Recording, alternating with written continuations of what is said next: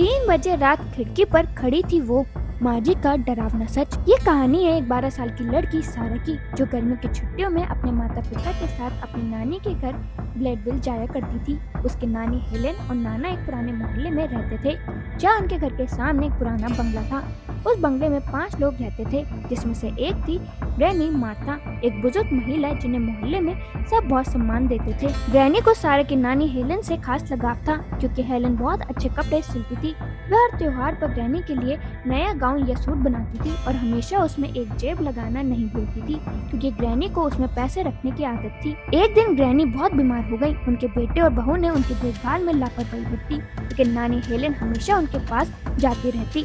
फिर एक दिन ग्रैनी की मृत्यु हो गई। अंतिम संस्कार से पहले नानी ने उन्हें उनका पसंदीदा पीले रंग का गाउन पहनाया, लेकिन इस बार गलती से गाउन में जेब बनाना भूल गई। 2 दिन बाद जब नानी हेलेन ने सुबह दरवाजा खोला तो सामने ग्रैनी खड़ी थी। उसी पीले गाउन में उन्होंने शांत आवाज में कहा, हेलेन, तुमने मेरी ड्रेस में जेब क्यों नहीं बनाई? तुम्हें पता है ना, मुझे उसमें पैसे रखने की आदत थी। हेलेन घबरा गई और जोर से चिल्लाई। जब बाकी लोग बाहर आए तो वहाँ कोई नहीं था, लेकिन हेलेन समझ गई थी ये आत्मा थी, कोई भ्रम नहीं।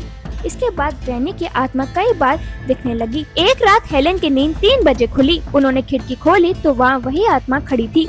अगले ही पल हेलेन बेहोश होकर गिर गई और ऐसा लगने लगा जैसे आत्मा उनके अंदर समा गई हो। इसके बाद हेलेन का व्यवहार बदलने लगा। वह अजीब बातें करती, अनजान लोगों से भी गुस्से में पेश आती। सारा के माता पिता ने एक स्पिरिचुअल हीलर को बुलाया और उसने बताया, यदि किसी आत्मा की अंतिम इच्छा अधूरी रह जाए तो वह किसी प्रियजन के शरीर में समा सकती है। उसे मोक्ष तभी मिलता है जब उसकी वह अधूरी इच्छा पूरी हो जाए। एक रात हेलेन के कमरे में जोर की आवाज आई। परिवार ने दौड़कर देखा, दरवाजा अंदर से बंद था। खिड़की पर पीले गाउन की परछाई दिख रही थी। दरवाजा तोड़कर जब अंदर पहुंचे तो हेलेन बेहोश थी और उसके हाथ में वही लाल डायरी थी जो कभी ग्रैनी के बंगले में रखी गई थी। हीलर को फिर से बुलाया गया। उन्होंने बताया, शायद डायरी को कब्र से हटाना आत्मा को नाराज कर गया है। आत्मा को विदा करने के लिए उसकी आखिरी पहचान वो जेब फिर से बनानी होगी। कांपते हाथों से हेलेन ने फिर से वही पीला गाउन तैयार किया, लेकिन इस बार जेब के साथ। गाउन को सफेद कपड़े में लपेटकर ग्रैनी की कब्र पर रख दिया गया। फिर शुरू हुआ अंतिम मंत्र जाप। जैसे मंत्र पूरा हुआ, कब्रिस्तान में बिजली की चमक दौड़ गई।